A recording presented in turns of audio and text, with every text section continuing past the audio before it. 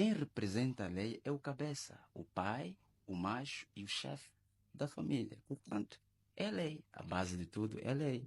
Ou seja, Aí nós estamos a falar, peço desculpa, de uma ditadura ok? em que a cabeça, que é a lei, é que orienta, é que manda sem ouvir as fêmeas ou a mulher, no caso. Vamos lá desconstruir este conceito da ditadura e fazendo uma outra pergunta. É possível um sistema funcionar sem leis?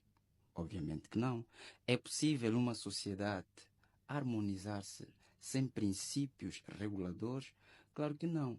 A grande questão aqui, Manuel Augusto, é que a ditadura que nos foi ensinada pelo Ocidente é vista como imposição. Não. Ditadura é o quê? É ditar regras, criar leis e fazê-las cumprir para harmonizar a vida da sociedade. Então, Mas essas regras devem ser equilibradas, não, as regras devem ser justas. Atenção. não equilibradas. O equilíbrio depende da harmonia em função do propósito do ser humano na sociedade. Então, as regras devem ser justas, porque a justiça é o equilíbrio. Justiça é a verdade. Portanto, nós não aceitamos, em função do conceito de que o equilíbrio tem a ver com direitos humanos, não. É justiça.